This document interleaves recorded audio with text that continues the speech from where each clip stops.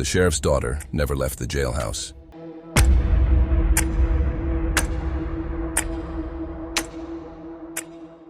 The desert was breathing dust that night, slow and mean, like a beast too stubborn to die. The storm came crawling over the plains, swallowing fences and burying wagon tracks under a skin of red grit. The town of Dead Hollow stood in its path, or what was left of it. Empty porches, doors swinging loose on rusted hinges, the saloon sign cracked down the middle. Nothing stirred. Nothing lived, except one light. A single lantern burned in the old jailhouse at the end of Main Street, flickering behind dirty glass. The rancher saw it through the haze as he rode in, coat pulled tight, scarf drawn across his mouth. His horse fought the wind, hooves sinking deep in dust that hadn't been disturbed in years. He called out once, but the storm swallowed his voice. He tied the horse to the hitching post out front, though the rail looked ready to collapse under its own age, and pushed through the jailhouse door. The hinges screamed, echoing through a silence that didn't feel empty at all. Inside, the air was thick with the smell of rust, candle wax, and old blood. The lantern on the desk trembled against the wind sneaking through the cracks.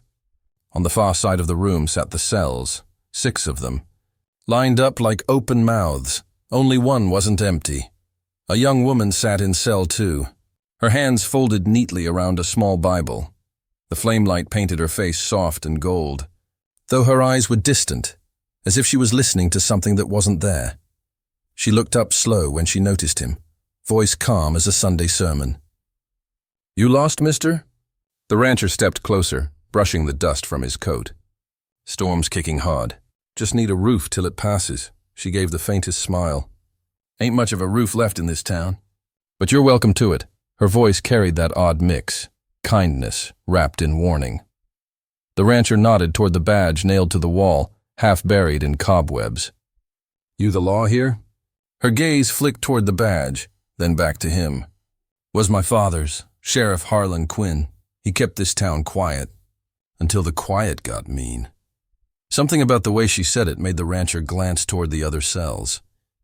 Dust lay thick on the bunks and iron bars, but the floor was wrong. The dust there looked disturbed, like footprints that hadn't finished fading. He tried to mask his unease with a low chuckle. "Didn't figure this place still had folks living in it." Her eyes didn't move from the Bible. "Not folks you want to meet after dark." Lightning flashed through the window.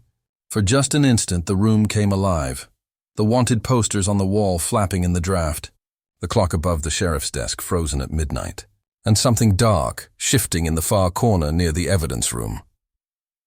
The rancher took a cautious step forward, hand hovering near his revolver. "You here by choice?" Her lips trembled, the first crack in her composure. "He said it was safer this way. Said the jail would keep me safe." "Who?" the rancher asked. She looked at him now, really looked, eyes the color of storm water. "My father," she said softly. "But he's been gone a long time." The wind howled through the doorway, and the lantern guttered. Shadows danced across the bars. The rancher saw movement behind him in the glass reflection, a figure standing by the office door, tall, hat brim low. He turned fast, but there was nothing, just the empty chair and the faint creak of the cell door behind him. When he turned back, the girl's face had gone pale. She clutched the Bible tighter and whispered, barely moving her lips, "You shouldn't have come here. You don't like company." The lantern flickered again, once, twice, then went out. Only the sound of the storm remained. And somewhere deeper in the jail, the heavy drag of boots across the floor.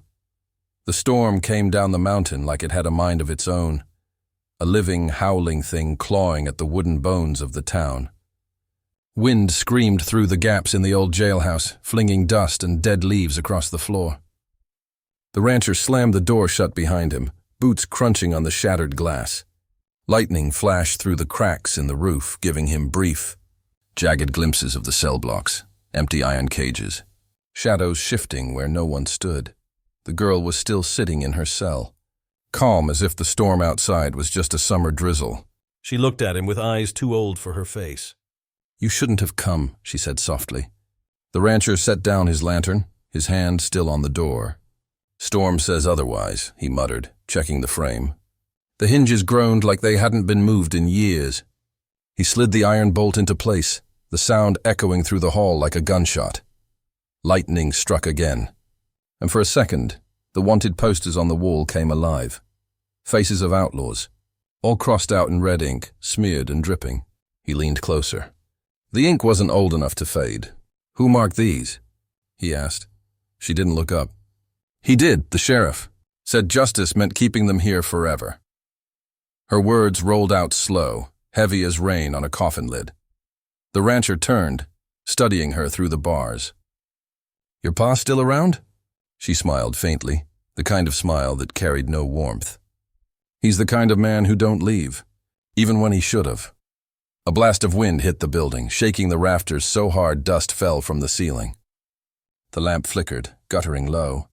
Somewhere beneath the storm, a faint sound, not quite thunder. Voices, low and dragging, like whispers through a graveyard. The rancher looked toward the window, but the girl spoke before he could move. "Don't listen to them," she said quickly. "They're not outside. They're part of this place." He frowned, not believing her but not sure he wanted to test it. "Lady, you got a lot of strange talk for a sheriff's daughter." Her gaze flicked toward the back of the jail, a narrow hallway swallowed by darkness. "It's not strange if you've lived here long enough. The jail doesn't like new souls." He felt something crawl down his spine. "What's that supposed to mean?" "Means it don't want you here," she whispered. Thunder split the sky. A shutter banged open somewhere above. The rancher grabbed his lantern and moved down the hall despite her protests. "Ain't no jailhouse keeping secrets from me." "Don't go in there!" she shouted, voice breaking through the storm. "That room don't forget." But curiosity was an old vice he'd never kicked. He shoved the door open. The smell hit first. Old leather, gun oil, and something like burned paper. Dust floated through the beam of his lantern, thick as smoke. Racks of evidence lined the walls. Ropes, hats, broken badges, all tagged with names written in the same red ink as the posters. At the far end hung a single coat, black, wide-shouldered, the kind lawmen wore. Beneath it, a holstered revolver gleamed under the lantern light. The metal wasn't rusted. Someone had been keeping it clean. He reached for the gun, but his boot struck something small on the floor. A single bullet casing rolled across the wood and stopped at his feet. He picked it up, turning it under the light. A name was scratched into the brass, shaky, carved by hand. Lydia. The rancher froze. His eyes darted toward the cell. "What's your name, miss?" She hesitated before answering, voice barely above the storm's growl. "Lydia," she said. The lantern trembled in his hand. Lightning crashed again, so bright it filled the whole room. And in that split second, the shadow of a man in a sheriff's coat flickered across the far wall, standing exactly where no man should be. The light went out. Morning came to that town like a reluctant confession, slow, gray, and cold. The storm had burned itself out, leaving behind a silence so heavy it pressed on the lungs. Ash from the night's dust still hung in the air, drifting through the broken windows of the jailhouse. The rancher sat by the iron stove, coaxing a reluctant flame back to life, the sound of kindling snapping echoing down the cell block. The woman sat behind the bars, her face pale in the weak light. For the first time since he'd found her, she looked almost human, not a ghost, not a warning. Just a woman who'd been alone too long. She spoke softly, like her voice wasn't used to being heard. "My father wore that badge," she said, eyes flicking toward the cracked glass case on the wall. Inside, a tarnished star still hung on its nail, blackened by time. "He said the law was clean. He said it made men honest." She paused. "He never said what it did to the rest of us." The rancher turned from the fire, his hand hovering near the iron poker. "What happened to him?" Her eyes met his.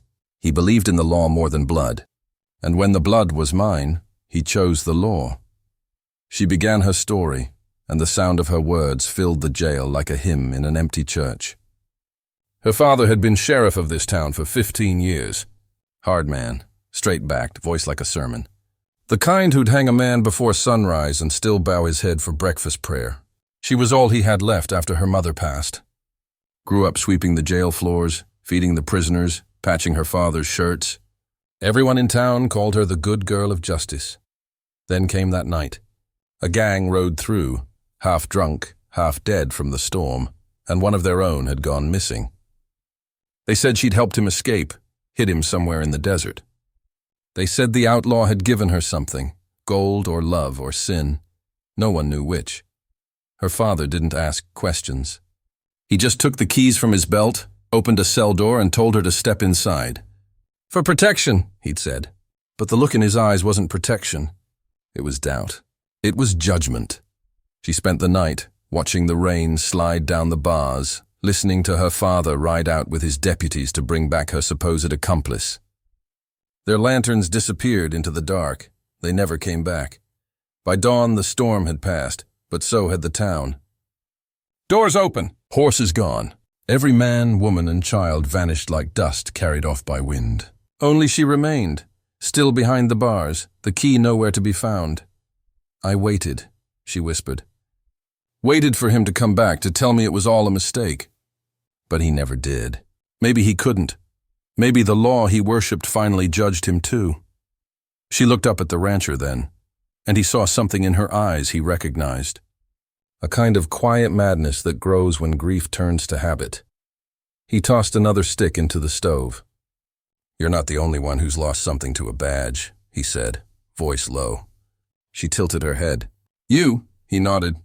Marshall swore I'd get justice after a cattle rustler killed my wife and son. Said he'd handle it. Instead, he sold the killer's freedom to a rich rancher up north. Called it lawful exchange. I buried my family myself and rode west. Never looked back. The cell stayed silent for a long while. Only the soft crackle of the fire filled the room.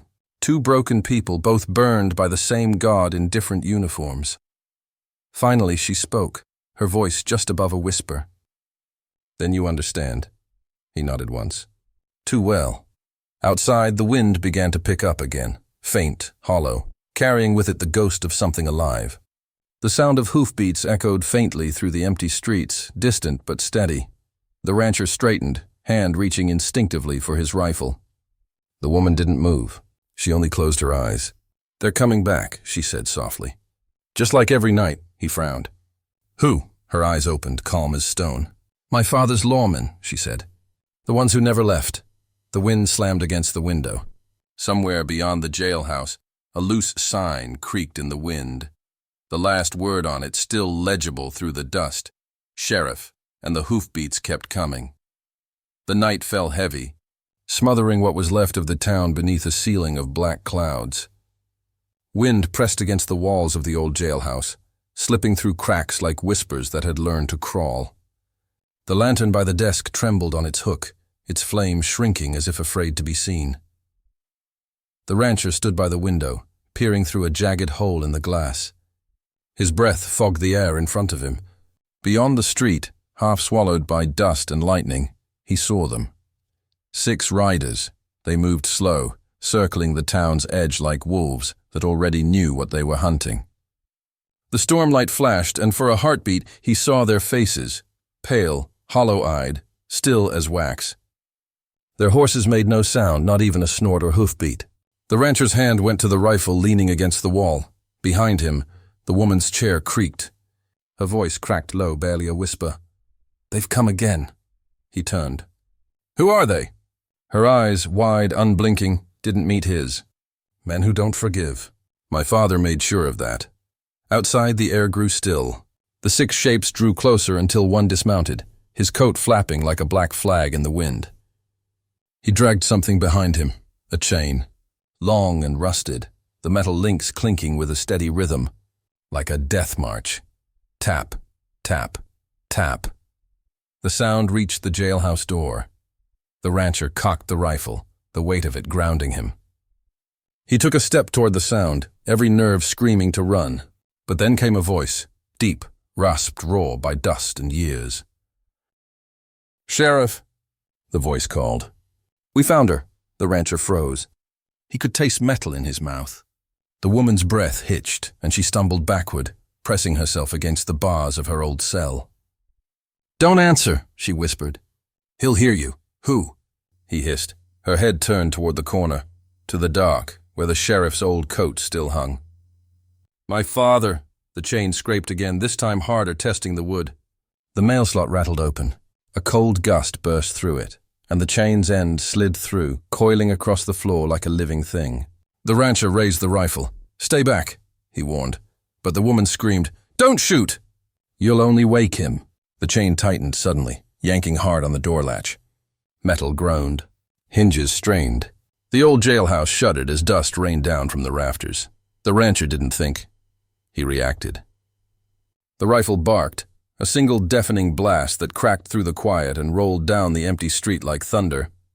Then silence. The smoke drifted in lazy ribbons across the room. Outside, the riders didn't flee. They only turned their heads toward the jail as one, faces blank, eyes glowing faint like coals in the rain. The woman sank to her knees, whispering into her palms, "Now he knows." The rancher lowered the gun, heart pounding in his ears. "Who?" he demanded again. But her voice was gone now, replaced by the far-off echo of boots on wet dirt. Slow, deliberate, getting closer. The wind died. The air turned cold, and from somewhere just beyond the door came the sound of a man's breath, steady, measured, familiar, as if the sheriff himself had never left his post. The light was dying fast.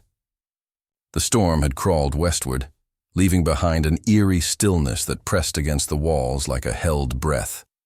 The jailhouse stood alone on the edge of town, a single, battered structure of timber and iron bars, and inside, two souls moved like ghosts preparing for judgment. The rancher worked in silence. Sleeves rolled, sweat and dust streaking his face. He hammered loose boards over the cracked windows, every nail ringing like a warning bell. His hands were steady, though his eyes darted often to the door, to the horizon beyond it. The wind carried the smell of rain and something else, the sour tang of iron and gun oil. He laid the revolver on the desk, the same revolver he'd found in the evidence room. 6 empty chambers. One brass casing, old but polished, sat beside it. He turned it over under the lantern light, tracing the letters scratched into the rim. Her name. He loaded it slow, the click echoing in the hollow room. The woman watched from the corner, her face half hidden beneath the shadow of the cell bars. "You shouldn't have touched that," she said softly. "That bullet was meant for me." He looked up. "Then it's got the right name on it." Her lips trembled between a smile and a warning. She came forward, wrapping her hands in torn bandages she'd found in the old medical kit. "He'll come for me first," she whispered.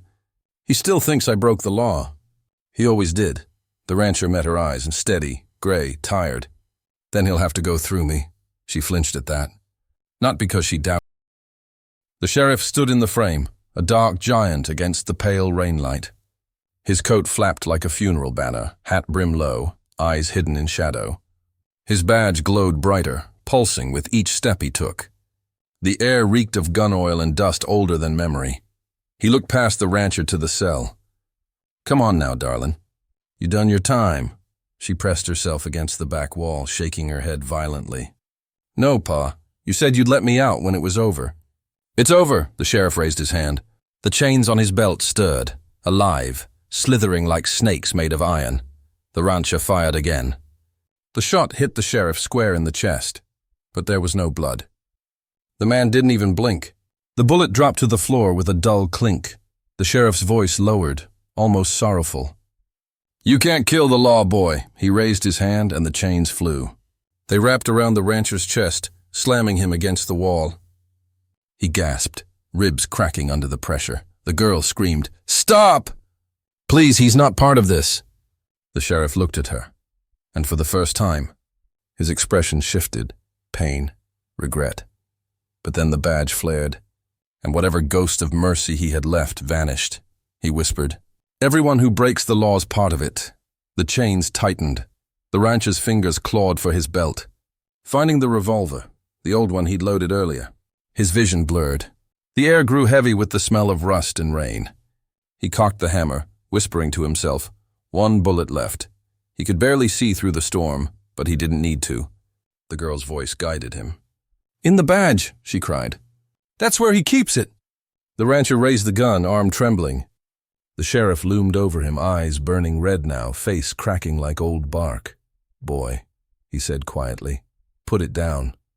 The rancher's finger tightened on the trigger. "Law's dead, Sheriff. You just didn't bury it." The shot rang out like thunder. For a heartbeat, the world went still. The badge shattered. A blinding light tore through the jailhouse, throwing the sheriff backward. The chains went limp, clattering to the ground like dry bones. The riders outside screamed, a terrible fading wail, then burst into dust that vanished on the wind. The rancher fell to his knees, coughing, smoke rising from the revolver barrel. The sheriff lay still, half in shadow, half in light. His eyes were open but empty, the glow gone. For the first time, the jailhouse was silent. Completely, utterly silent. The girl crawled out from behind the bars, trembling. She knelt beside the sheriff's body, touching his cold hand. "You were supposed to protect us," she whispered. "Not haunt us." The rancher looked out through the broken door. The sky split open and rain poured down, thick, hard, relentless. It washed over the street, cleaning away the dust, the blood, the footprints of the dead. He holstered the gun slowly, voice rough as gravel. "It's over." The girl looked at him, tears lost in the rain. "No," she said softly. "Now it's quiet." Outside, the town that hadn't seen life in decades began to breathe again. The signs on the old saloon creaked in the wind. The horses, now freed of their riders, vanished into the downpour, and from somewhere deep in the earth, the echoes of chains faded into nothing. They say the sheriff still rides when the wind turns cold, looking for souls that can't forgive themselves. But that night, the law finally laid down its badge. Pause. Would you have stood between them? Or walked away and let the past finish what it started? The rain kept falling, soft and endless, washing the west clean, one ghost at a time. The dawn came quiet, not in the way most mornings do, but like the world itself was holding its breath. A thin mist clung to the street outside the jailhouse, softening the edges of the broken town. The storm had finally passed, leaving the smell of wet dust and gunpowder in the air. Inside, smoke still curled from spent bullets and burnt oil lamps. The rancher lay half-slumped against the wall, gun still in hand. His body ached. His ears still rang from the night's battle. But it was the silence that woke him. A kind silence, the kind you hear after a prayer has been answered. He blinked toward the cell. The door, the one that had been chained shut for decades, now stood open.